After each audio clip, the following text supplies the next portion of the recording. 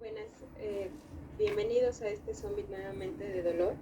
Es un gusto tenerlos a todos el día de hoy aquí con nosotros, compartiendo estos conocimientos, estas nuevas tendencias y estos nuevos manejos en el tratamiento de los diferentes síndromes dolorosos. Tenemos muchas preguntas, muchas gracias por su participación, hay muchas muy interesantes, vamos a tratar de abarcar la mayoría de ellas y las que no se alcancen a contestar, no tengan pendiente que nosotros se las enviaremos vía correo. Muy bien, tengo aquí la primera pregunta, esta sería de la charla del doctor Zúñiga y dice, en el caso de dolor severo crónico en áreas de urgencias, ¿con qué grupo de analgésicos es recomendable iniciar? Ok, bueno, no hay como tal una recomendación puntual o una receta, habrá que valorar el perfil del paciente, pero sin duda si es el contexto de urgencias y la posibilidad de tener un acceso venoso, el AINE si no hay contraindicación se puede utilizar con toda confianza. Y obviamente el uso de opioides, si estamos hablando de un dolor de severa intensidad, habrá que definir si el paciente tiene insuficiencia renal, pudiera ser un factor importante para la toma de decisiones. Si tiene falla renal, pudiera usarse fentanilo, buprenorfina, e incluso tramadol, ajustando la dosis máxima que serían 200 miligramos en 24 horas. Y si no hay ninguna contraindicación en el contexto de falla renal, pudiera utilizarse también morfina, ¿no? Habrá que controlar también eso, el perfil del paciente, la intensidad del dolor y sobre todo descartar que la agudización del dolor en el contexto de un dolor crónico, que no requiera una atención de otro tipo, ¿no? Un abordaje quirúrgico o de otro tipo de intervención. Muy bien, muchas gracias, doctor Zúñiga. Tengo aquí una para el doctor Carlos Monroy. Dice, ¿qué recursos diagnósticos tenemos para el dolor el día de hoy, al día de hoy? Más enfocada, supongo que dice que es hacia la credibilidad laboral. Quiero pensar que cuando un paciente presenta alguna nota justificante por parte del médico hacia su trabajo, supongo que es qué herramientas se podría utilizar para que aquella persona que esté leyendo este justificante crea en el diagnóstico de dolor. ¿Qué tal? Hola a todos. Bueno, más que nada el diagnóstico en este caso va enfocado a lo que está causando el dolor, como tal, algo que nos pueda diagnosticar si al paciente le duele o no, pues bueno, lo tenemos que siempre leer del reporte del paciente. En este caso específico, sobre todo cuando se relaciona con cuestiones laborales o de anasis secundaria, siempre el diagnóstico debe de ser a identificar la causa que esté provocando el dolor de acuerdo a la descripción del paciente. Por ejemplo, en el caso del dolor neuropático, si nos está manifestando dolor en el trayecto del nervio mediano por un atrapamiento, por una lesión traumática, ¿sí? Tenemos que evidenciarlo por medio de un estudio de neurofisiología. En el caso del sistema nervioso central, pues bueno, estaremos pensando en un estudio de imagen, potenciales evocados somatosensoriales, pueden ser también de utilidad, ¿sí? Pero es enfocado a lo que esté causando el dolor.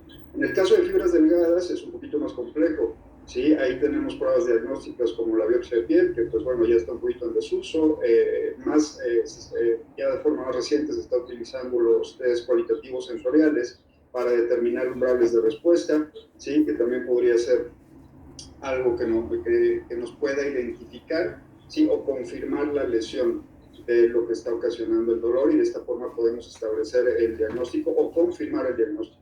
Esto, pues bueno, con fines de lo que me comentan en la pregunta, con fines laborales o legales, esto se tendría que hacer. Siempre confirmar el diagnóstico etiológico. Una vez confirmado el diagnóstico etiológico, ya tenemos la causa establecida, por lo tanto, es lo que sustenta nuestro diagnóstico y también qué tanto está limitando funcionalmente al paciente, ¿no? O sea, y qué tanto se debe de modificar en la cuestión del trabajo de acuerdo a lo que esté limitado funcionalmente. Ok, muy bien, muchas gracias, doctor. La siguiente pregunta, me gustaría un poco la participación de todo el equipo porque si bien COVID es una enfermedad que nos cayó y apenas estamos terminando de conocerla, esta pregunta dice, ¿cuál sería el tratamiento con pacientes que tienen dolor neuropático en secuelas por COVID? Doctores, su experiencia, ¿cuál ha sido hoy con estos pacientes, por favor? Bueno, Luxana Damas primero. Yo la verdad no he tenido experiencia hasta el momento, entonces no puedo opinar, pero no he tenido experiencia con estos pacientes post-COVID. No sé si alguno de mis colegas. Yo he tenido pocos pacientes con secuelas post-COVID, he tenido pacientes con neuropatía post-COVID y también con complicaciones postoperatorias por complicaciones derivadas de COVID. Todo dependería, como con cualquier otro dolor neuropático, intentar ver qué tanto es la severidad y qué tanto es el área dolorosa, porque lo que he utilizado son desde neuromoduladores sistémicos, gabapentina, pregabalina, cuando el dolor es más intenso, tramadol, tapentadol, y si es circunscrito, el parche de lidocaína al 5%. También lo mismo, se han visto reportes de secuelas neurológicas que por supuesto pueden ser dolorosas, ¿sí? Posterior a la infección por COVID. Yo en lo particular he visto un incremento de la incidencia de dolor musculoesquelético en pacientes que han padecido COVID. Dolor de tipo articular, exacerbaciones de lumbalgia, ¿sí? Espasmo con fracturas musculares. Sí, he tenido este tipo de casos directamente en la consulta, pero yo creo que lo más reportado en la literatura hasta ahora ha sido en cuanto a las secuelas neurológicas. Correcto. En lo particular, yo no he visto como tal pacientes con neuropatías post-COVID como secuela. Sí he tenido pacientes que han tenido tratamiento ya previo con neuromoduladores o manejo para dolor neuropático como tal, y que sí la infección de COVID representó una agudización, pero el manejo básicamente es igual, como ya lo comentó la doctora María, pues titular, ¿no? Si el dolor es muy severo, incluso hasta opioides de potencia mayor, pero como tal esa sería mi experiencia.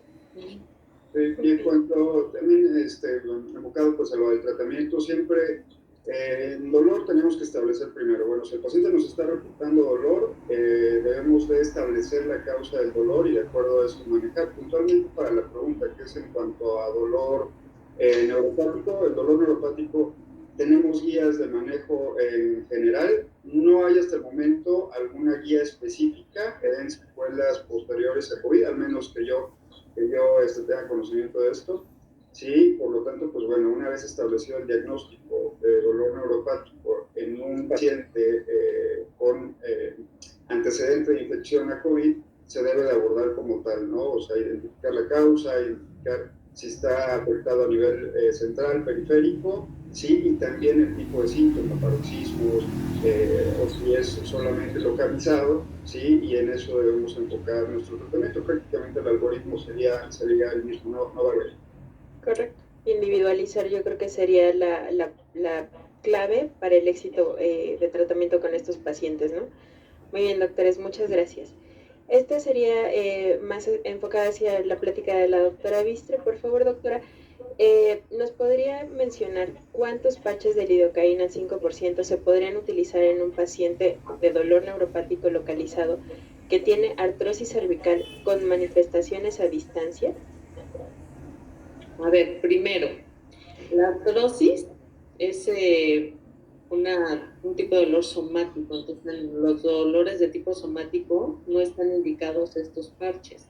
Ahora, regresando, en un paciente que tiene dolor neuropático localizado, que sí es dolor neuropático, lo máximo de parches que se pueden poner, lo que se sugiere son 3 parches.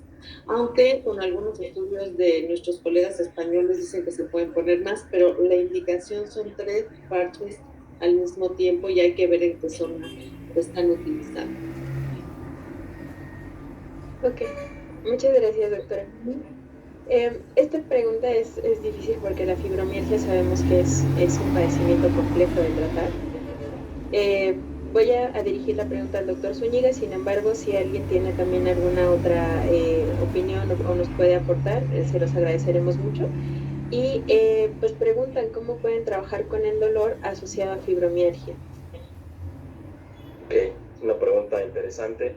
Primero hay que puntualizar que la fibromialgia debe ser un diagnóstico de exclusión, no un diagnóstico de primera intención. Hay que hacer todo un diagnóstico diferencial, estudiar al paciente desde el punto de vista laboratorial, de gabinete, y una vez que yo tengo todo eso descartado, debo de establecer que realmente el dolor no se explica por otra causa. Ya hablando desde el punto de vista de tratamiento farmacológico, fármacos aprobados como tal solamente tenemos pregabalina, duloxetina y milnacipran, pero por mucho lo que la evidencia sugiere y ha mostrado mayor beneficio en los pacientes es la educación, obviamente, un programa de ejercicio y sobre todo la terapia cognitivo-conductual.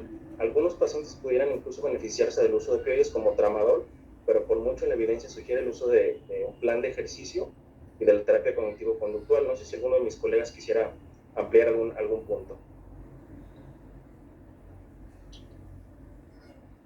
Creo que está muy concisa la manera en la que el doctor Zúñiga respondió.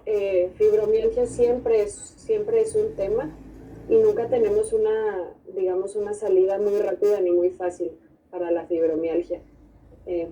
No tendría nada más que agregar, más que hacer énfasis en lo importante que sería la disciplina y el seguimiento por parte del ejercicio, sobre todo aeróbico, caminar, tai chi, yoga, nadar. Sí, todas las terapias también alternativas o complementarias, yo creo, sin duda alguna, los pacientes con fibromialgia representan un reto, cada uno de ellos en particular. Doctora María López Collada, aprovechando que ya abrimos tu micrófono, ¿nos podrías por favor mencionar o comentar si es que se pueden utilizar los parches de lidocaína en pacientes portadores de marcapasos por cardiopatía isquémica? Por favor. Es una pregunta muy, muy interesante y creo que es muy ad hoc debido al mecanismo de acción que sabemos que tiene la lidocaína. La respuesta es sí, sí se puede. Pensemos en un paciente que tenga algún bloqueo y que tenga el marcapaso y estamos en quirófano. No estaría ni siquiera contraindicado utilizar lidocaína intravenosa. Entonces, sí se puede usar el parche de lidocaína al 5%, porque este parche de lidocaína, el 5% se va a absorber en la piel y ahí se va a quedar. Luego tenemos concentraciones muy, muy bajitas que llegan a la circulación sistémica, que si no estuviera pegado el parche ni siquiera serían las necesarias para tener una analgesia, ya no digamos una cardiotoxicidad. Y además, esto también podría ser si el paciente tuviera un bloqueo, pero cuando ya tenemos nosotros un marcapasos, pues tenemos algo muy, muy seguro que va a estar ahí ayudando a que el corazón siempre esté caminando de la manera adecuada. Por lo tanto, ni siquiera intravenoso estaría contraindicado. Correcto, muchas gracias, doctora. Doctora Sara Viste, ¿nos puedes ayudar a saber en qué pacientes están indicados estos parches? Es decir, ¿en qué pacientes son donde podemos nosotros ver el mejor resultado con esta terapia? Ok, si tú que me estás viendo después de estas conferencias, pues es muy simple, tienes que hacer el diagnóstico, es un dolor neuropático, como ya lo dijimos en las pláticas, que tiene que ser localizado. Como ya también lo dijimos en estas charlas de toda esta mañana, no está indicado en lo que es cuando hay heridas o esto. Entonces, si tu paciente tiene dolor neuropático localizado, en ese caso pues está indicado. ¿Qué es lo que más vemos? O yo por lo pronto, es la neuralgia posherpética, como el caso que te presenté. La neuralgia, en la neuropatía diabética dolorosa, siempre y cuando sea muy localizada, porque esa es generalizada, necesitamos utilizar sistémicos los tratamientos. Entonces, cualquier tipo de dolor, por ejemplo, postquirúrgico, yo no veo tanto, pero es lo que está muy indicado en estas cicatrices dolorosas, se podría utilizar. Entonces, en cualquier paciente que tú tengas con dolor neuropático localizado, y que sean más o menos, que no utilices más de 3 parches, que es lo que nosotros recomendamos, pues en tu paciente le va a ir súper bien. Recuerda que la acción es de 1 a 2 semanas, o de 2 a 4, dicen algunos. Yo sí he tenido resultados en 2 semanas, entonces tienes que ir viendo la evolución de tu paciente. Si se requiere un tratamiento multimodal al principio, pues lo vas a dar, pero yo en mi experiencia, ya después de meses de estarlos utilizando, yo tengo un paciente que ya tiene años tratándolo varios, pues es la monoterapia. Entonces, Es un parche que nos va a dar seguridad al paciente, le va a dar también mucha tranquilidad. Entonces yo sí te invito que si tienes algún tipo de paciente de estas características, lo empieces a utilizar. Yo siempre digo, en medicina la única manera de saber si funciona es utilizándolo. Entonces yo he tenido excelentes resultados, mis pacientes con una muy buena calidad de vida, y pues te invito a que los utilices. Y estos son los pacientes que son candidatos para este parche. Muchas gracias, doctora. Doctor Carlos Monroy, nos llegó una pregunta de tu plática relacionada al dolor en pacientes con hipotiroidismo. O sea, y la pregunta específica es ¿por qué el hipotiroidismo podría generarnos este tipo de dolor? Sí, el hipotiroidismo es una de las causas de dolor neuropático probablemente más subdiagnosticadas. Sí nos puede provocar una neuropatía periférica, además de que también está asociado con alteraciones musculoesqueléticas. Establecer el diagnóstico pues, de la causa o de lo que lo está ocasionando, pues bueno, es siempre importante. Muchas veces pasamos por alto y pues bueno, entra prácticamente en la clasificación de las neuropatías metabólicas como tal. Entonces una de las principales manifestaciones que va a haber siempre va a ser dolor neuropático, sí, y también puede estar asociado a dolor musculoesquelético. Ok, muchas gracias, doctor. Aquí en esta siguiente pregunta me gustaría por favor la participación de todos. Ya se nos está acabando el tiempo, entonces vamos a utilizar la experiencia colectiva, por favor. Aquí preguntan que si se puede utilizar el parche en pacientes con dolor con secuela por quemaduras. ¿Cuál ha sido su experiencia, doctores?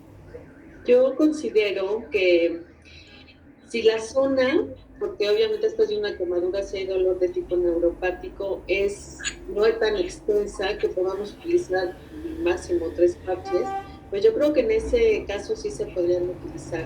Es una secuela con quemaduras, que es una cicatriz dolorosa, y es un tipo de dolor neuropático. Entonces yo considero que si el área pues no es muy grande, se podría utilizar, obviamente ya cuando esté cicatrizado, porque pues hay una quemadura, pues el parche está contraindicado. Okay. Igual también, de acuerdo a otra de las cosas que se tienen que ver es de acuerdo al grado de quemadura, es lo que podría estar afectado. Quemaduras grado 2, grado 3, pues bueno, ya observamos que hay prácticamente una destrucción de fibras aferentes delgadas en esa zona.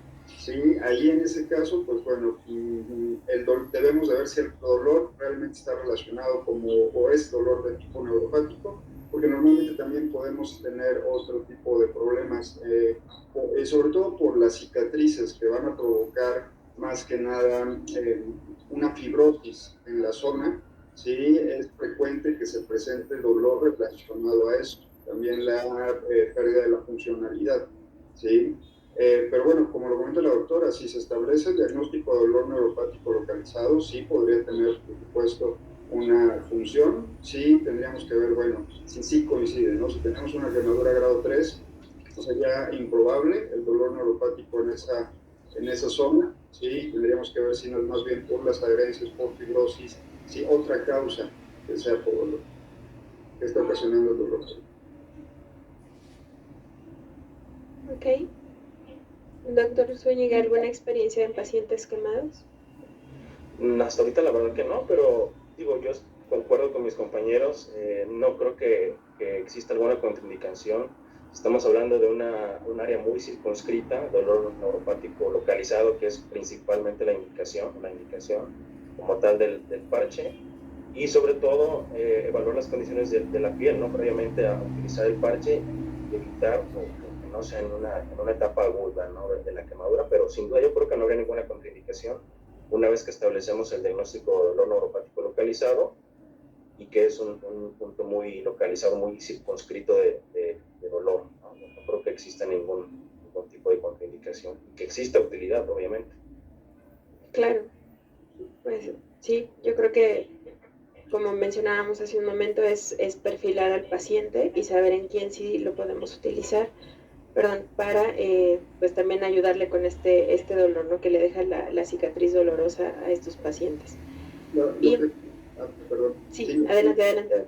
Lo que comenta el doctor es muy importante, ¿no? Y eso siempre es en fase aguda, por supuesto que no, que siempre no se debe utilizar, sí, o sea, siempre sobre piel prácticamente no debe haber alguna lesión sobre el sitio, entonces fase aguda no, sí más para fase crónica, sí, o ya en fase de, ya cuando la lesión está cicatrizada, pues bueno, sería la evaluación. Solo recalcar ese punto, ¿no? Fase aguda definitivamente no es el... Correcto, muchas gracias, doctor Manuel. Están llegando muchas preguntas. Dice aquí una doctora, dice los parches en neuropatía postherpética, pero con antecedentes de lupus eritematoso, ¿se podrían indicar los parches en estos pacientes? Sí, porque son locales. Es mi opinión, no sé mis colegas, pero yo no le veo ninguna contraindicación si tiene lupus. Es mi experiencia. Muy bien. ¿Alguien ha tenido pacientes con lupus en uso con los parches de lidocaína? Yo no he tenido. Ellos no. En lo personal no. Son muy seguros.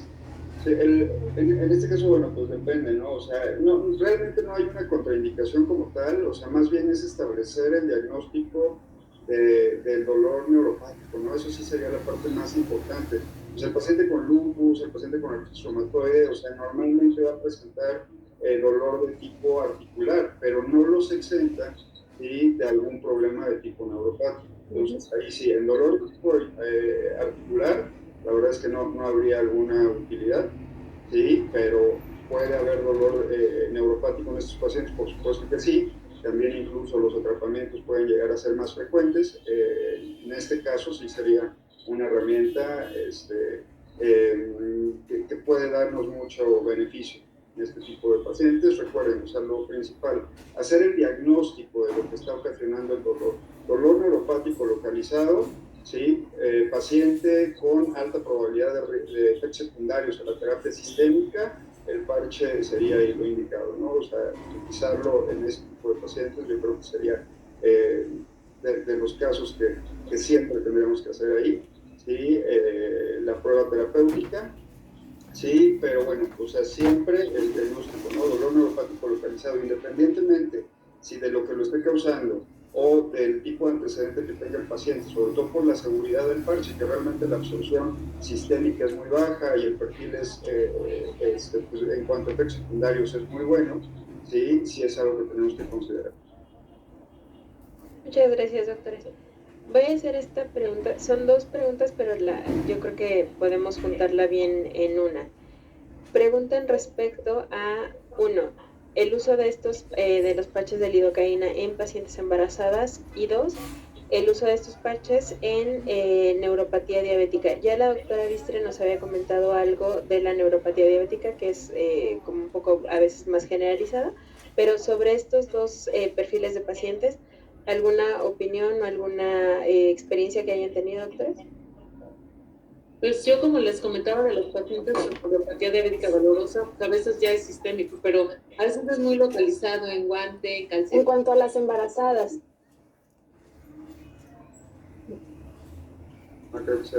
Perdón, es que ahí hubo un traslape de audios, doctora Bistre, perdóname. No, nada más decía que sí es muy localizado en la neuropatía diabética dolorosa, en guante y calcetín, que puede, yo así lo he manejado. Ahora, como decían mis colegas, importantísimo es la etiología. Si un paciente que tiene neuropatía diabética dolorosa no controla su diabetes, pues entonces pues no nos estamos ayudando. Yo siempre les digo que yo soy su mejor consejera y ellos son sus mejores doctores. Si mi paciente va a seguir sin cuidarse con la glicemia alta y en fin, pues va a seguir con la neuropatía diabética dolorosa. Entonces es muy importante que hacer el tratamiento pues en equipo, pero obviamente pues localizar, si es sistémica en diabético, pues no le vamos a poner todo el cuerpo con partes. Y la doctora López Collado iba a hablar algo respecto a las pacientes embarazadas. No hay estudios en cuanto a embarazadas, como no lo hay en embarazadas casi de nada. porque no es un terreno que se pueda explorar, digamos, muy fácilmente debido a condiciones éticas, etcétera. Lo que podemos aquí recordar es no tanto la presentación en la que está la lidocaína en este momento, sino la lidocaína como tal, y recordar que en la clasificación de seguridad de fármacos del embarazo está dentro de la clasificación B, que puede ser de los, digamos, más seguros que tengamos en el embarazo, pero esto muy seguramente siempre que se ha estudiado y siempre que se ha puesto en este cajón han sido dosis únicas de lidocaína en algún momento intravenoso para alguna cirugía a la cual hayan sido sometidas las embarazadas. Entonces no tenemos mucha herramienta para decir que hay evidencia del parche de lidocaína, aunque sin embargo la lógica tal vez nos puede apuntar a que si la concentración plasmática es tan baja, no pase nada, pero no hay una evidencia, digamos, 1A al respecto. Ok, bueno, muchas gracias, doctora. Yo creo que han respondido bastante bien la pregunta. Y esta ya casi por último, porque ya nos quedan poquitos minutos. Me encanta porque dice una doctora, dice, buenas tardes, una duda sobre los parches de lidocaína. ¿Se pueden administrar de por vida o solamente por algún tiempo? Y yo siempre me da como satisfacción escuchar estas preguntas porque estamos hablando de pacientes con dolor crónico, ¿no? Entonces, no sé, ¿ustedes qué opinan del uso de estas terapias y por cuánto tiempo podría ser la vida útil de ellas? Yo quiero aquí comentar, yo no sabía por cuánto tiempo se podían usar, ya tengo pacientes en México, este parche ya va a tener 2 años, tengo pacientes pues que los están utilizando desde entonces, y tuve unas reuniones con unos médicos españoles que son los que tienen mucha experiencia, y yo les preguntaba, oye, ¿por cuánto tiempo lo puedo usar? O sea, la misma duda que de la doctora, pues ellos dicen que tienen estudios por 5 años y que es totalmente seguro. Yo considero, y usando el sentido común, es cuál es la causa del dolor neuropático de nuestros pacientes. Y en base a eso y viendo si podemos controlar la causa, pues veremos la evolución de cada paciente. Entonces, yo no sé de los estudios clínicos hasta donde yo sé, 5 años es lo que dicen, pero por mi sentido común, si un paciente lo puede usar toda la vida, pues dosis respuesta. Yo tengo pacientes que ellos solitos se los han quitado porque dicen, ya no me duele y solitos, pues les tengo que decir, se lo quitan. Y tengo otros pacientes que es como monoterapia y ellos sienten alivio. Entonces, yo creo que con el tiempo vamos a ir viendo, no sé mis colegas si tienen experiencia, yo desde que salió el parche hasta ahorita, que estuve años en México casi, tengo pacientes y están súper bien, mis colegas españoles dicen experiencia 5 años, y yo creo que con el tiempo vamos a saber si se puede usar de por vida. Yo creo que no hay contraindicación para que no se use toda la vida, a menos que haya una reacción alérgica, no sé qué opinan mis colegas. Creo que también igual la literatura habla sí, de la seguridad que se ha visto al pacientes al año, los que lo han aplicado durante 1 año. Aquí igual también los reportes que menciona la doctora, pues sí, habría que revisar para ver si, pues, cómo se han realizado y todo. Yo particularmente en el caso del dolor neuropático, de acuerdo a las recomendaciones que tenemos, es mantener el tratamiento por un periodo de 6 meses. Y si el paciente tiene un adecuado control hasta ese momento, podemos iniciar el retiro ya del tratamiento farmacológico. Recuerden que lo que tratamos de evitar es que sea un fenómeno de neuroplasticidad maladaptativa. Y en este caso sí hay que tratar de reevaluar. Se inicia el tratamiento, evaluamos a los 6 meses, si está controlado, retiramos. Si no hay descontrol, podemos dejar ya al paciente sin tratamiento, si hay descontrol, podemos repetirlo. Muy bien, doctores, muchas gracias por sus respuestas.